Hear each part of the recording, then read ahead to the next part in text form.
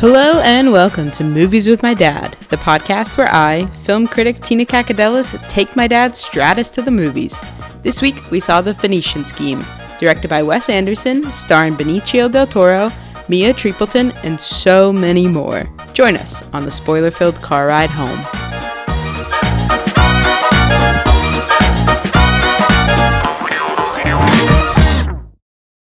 Okay. Can we go home now, Tina? I'm just gonna sip of water. Hi, Father. Hi, Tina.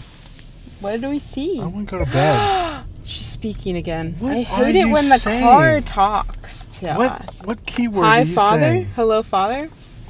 What is her name? What is the car's name? I don't know. Toyota, probably. Hi, Toyota. Go away. Sorry, I'm having trouble understanding you. I wonder why. Bye. Okay, she's gone. Hi, Father.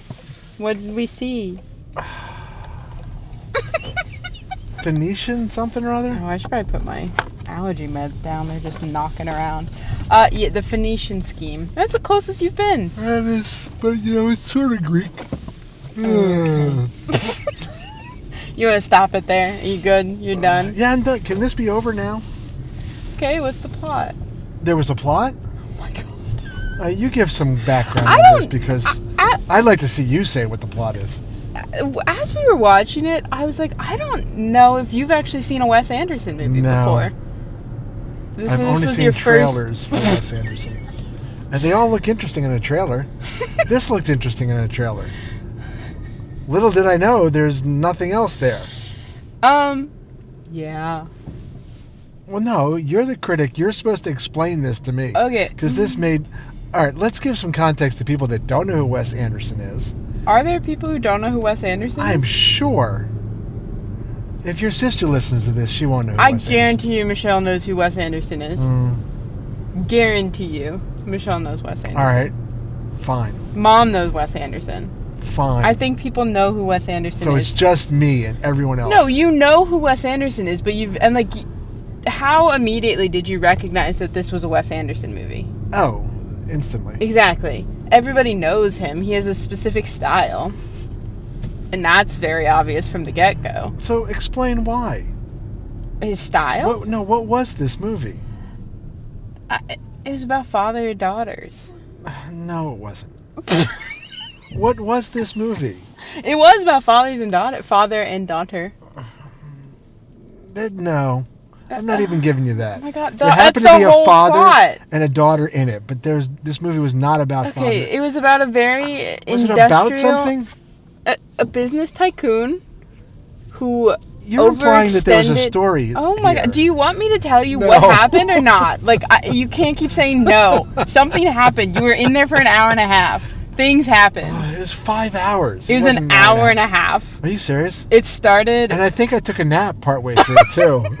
And it still felt really long. It started... It was a 7:15. I don't know why they started at 7:15. Yep, and we were at it by 9, right? Yeah, so an hour 45. Sorry. Wow. Okay, so you hated it. I don't know what... hate requires some level of connection to it. So that is my problem with Wes Anderson movies. I like the Grand Budapest Hotel, but I think that is him firing on all cylinders in terms of a technical and a story part of it. I love watching the technical filmmaking that happens in every single Wes Anderson movie. Oh, that part. I think that is right. So incredible. But at this point, I'm kind of I get it, bro. You love symmetry, you know? I just want a little bit, I want to see some, I love it. That's the thing is, I love it. It's the same as it always is, but it's still such a fun technical thing to watch. But I'm missing that human emotion part of it. I got little bits of it from Benicio del Toro, but as a whole, it was just kind of missing the humanity of it. And I think he gets it in glimmers. Again, I think it's best in Grand Budapest, but it just didn't. And I like the nun, the girl who played the daughter. Was she famous? I didn't recognize her. Mia somebody, I forget. She honestly kind of sounded like Florence Pugh the whole time. Sure. You know Florence Pugh. You just saw Florence Pugh. Oh, from Thunderbolts. There you go. Okay. Oh, I don't know if you've ever heard her British accents. She's British. Okay. Okay. Anyway, so that's my thoughts. Yours? So if I had to capsule this whole thing in just one thought. Okay. Are you ready for this? This is going to be earth-shattering. I fear it's not. This guy doesn't have their lights on. They just turned them on. Or they have their brakes on. I guess the lights. Okay. Anyways, so that's more entertaining than the whole movie right there. Gosh. Just that statement. So what I thought that this whole thing comes down to is, like, you ever see like a surrealistic piece of artwork, or think Salvador Dali or some. If you think this is surreal, I don't know how to break it to you that it's not. No, it doesn't matter. I just mean something that is an odd-looking piece of painting, right? That you look at, and there are characters that are standing there. They look odd, and you sit there wondering, hey, what the heck was the artist thinking when they painted this? And then B, what's the story behind it? I'm going to interrupt you. I feel like this is what he did. He took the artwork and tried to make it into a movie. Just extrapolated this from... This is your earth-shattering critique? This is it. I'm done. Thank you very much. Really wordy, and it's the same critique that you always give. What? You always are like, well, how did they think of this? Anytime you watch a horror movie, you're like, what did their parents do to them? I have said that before, yes. But that's not what I meant here. I don't understand what you meant then. I feel that it's just... there was a lot of classical artwork in the background of this movie. Right. Right? And I feel like he went to an art museum, stood there and looked at something for a while, and decided to bring it to life in some way, shape, or form. That's what I feel like. It's like, what was the story behind this abstract piece of art I'm looking at? But let me write it down and make a movie. I don't think that is feasible. I don't think any one piece of artwork is going to give you all of the nonsense that happens. That may not be, movie. but I'm just saying that's what it felt like. I don't like your earth-shattering critique. I don't feel it's particularly earth-shattering or shattering. You can have or your anything opinion. Nuanced, but I don't think it's anything that you haven't already said about like half the movies. Why is this about me now? Let's move on. Oh my gosh! So did you like anything? No. I mean, visually, I liked some of it. You know what?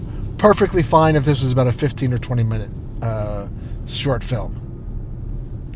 You are also the man who said story doesn't matter to you. What do you mean? I've never said story doesn't matter. Yeah, that you could just like watch something if it's pretty. Well, this wasn't pretty enough. What do you mean this wasn't pretty? This was stylistic, beautiful. But it wasn't pretty. I think that you just say all these grand statements, and then when you're finally pressed on it, you realize how ridiculous it was, and then you have no ground to stand on. That would imply that I'm actually giving it some real thought. Oh my gosh. Okay, so you got nothing more to say about this? Interesting cast. Okay, what about Did you tell me once that he uses the same people over and over? He uses a lot of the same people, yeah. Jeffrey Wright's been in a bunch. Is he the botanist guy?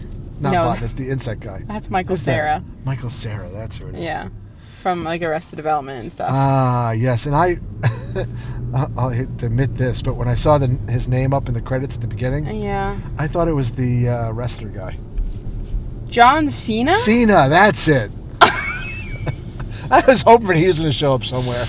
No, thank goodness. I don't think I think it takes a very specific type of actor to really thrive in a Wes Anderson movie, because they're all written with the same sort of cadence, the same sort of quick dialogue. I think some people are very good at delivering it, and I think some people are not. So is there any difference between the movies? What do you mean? You said you've seen other ones of his, so yeah. If they're all delivered the same way, in the same style, is there anything really The stories there? Are different. Are there other ones with more story? I think you should watch The Grand Budapest Hotel. Okay. I think that, again, is my favorite. He did one called The French Dispatch a couple years ago. That was the last issue of a French newspaper, a fictional French newspaper called The French Dispatch. So that was what connected all of the stories, but it was just like a series of vignettes, essentially, instead of like one overarching story. The overarching story was just the last issue of the newspaper. Some of them are fantastic. Like, Jeffrey Wright's one in that one, where he's, like, the police inspector, and he's got, like, his last... something about a dinner. It was very good. But as far as, like, a fully formed feature narrative that works, I think Grand Budapest is his best. Okay. So do you like his work? So don't give me a hard time. I'm not giving you a hard time. I think your critique is just not good. I'm not a professional. Don't critique my critique. Oh my goodness. And yet all that seems very meta. It's the whole point of it all, is it not? I don't know what the point of it all is. The whole point of criticism. Is it not? For someone to make a critique and then someone to have an opinion and a critique on that critique. Is that just not the circle liberal arts college or something? God, why do you say liberal arts college like that? Like, it's such a bad thing. Anyway, I think I'm always interested in what he does. Like, I from a technical point of view, I'm always fascinated. What was his first film like? Was Bottle Rocket his first? It had some of the styles, like the stylistic nature, but obviously not to the same extent. I haven't seen it in a long time. Are these critically successful or financially successful? Some of them are. Some of them are not. I will say the original song from Asteroid City last year should have been nominated for an Oscar. The Little Alien song. It was stunning.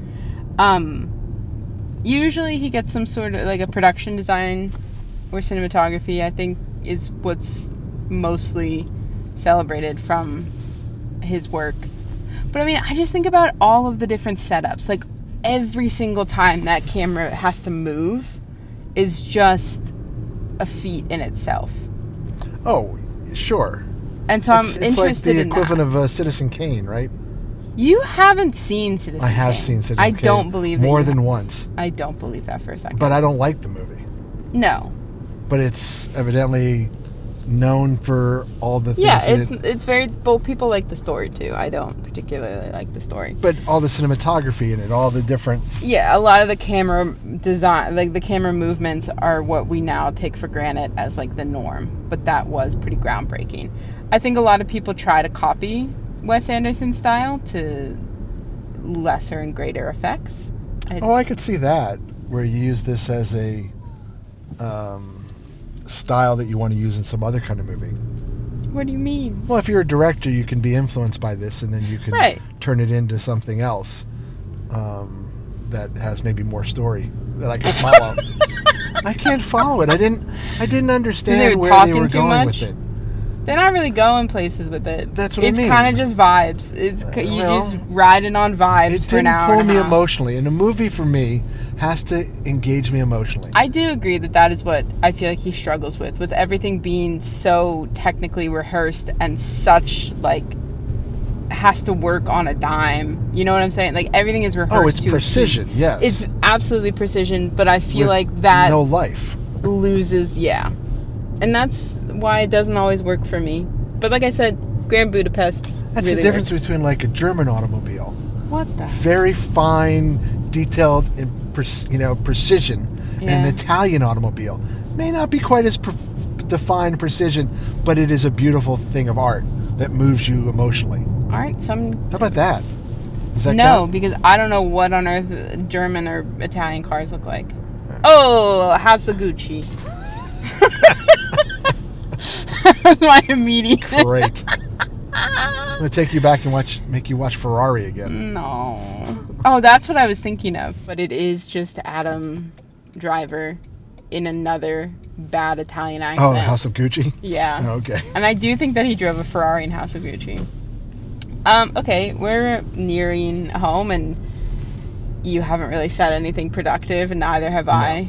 So, you want to wrap her up? 0.5. Oh my gosh, you didn't even say what's the thing? Oh, shoe boxes. That is, and like, the composition of the shots is just so interesting. And the way that the actors are, like, blocked, I think it's fascinating. And that sustains me for an hour, I'll say. And then I'm like, my guy, I need something Okay, else to so hold what's on to. your... Oh, How many shoeboxes for you? Oh, you're thinking about I'm this thinking, I think maybe 2.5. Oh, That feels like low to me. But I'm also like, I don't care for the story. It's very hard. Wes Anderson movies are very hard for me to write about. And like, because it works on such a technical level, and then it just leaves me so emotionally bare that it just disappoints me. emotionally bare. I want to tug on a heartstring, Yes. I want to feel something that's not overly the purpose rehearsed. of movies, but okay. You turning here. I am.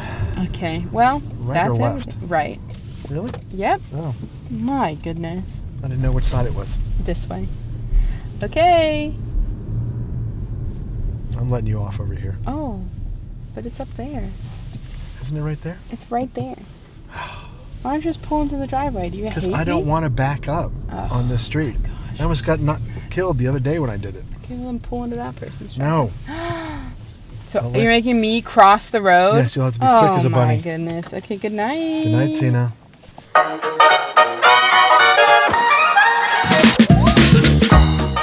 That's it for this week's episode of Movies with My Dad. You can find all of our episodes on movieswithmydad.com or the streaming platform of your choosing. You can also send us an email at movieswithmydadpod@gmail.com. My dad is desperate to hear from you. You can find me, Tina, on Blue Sky at Tina Kakadelis or on Letterboxd at Tina_DOCX. You can find my dad at the local Lowe's. Tune in next week when we head back to the movies.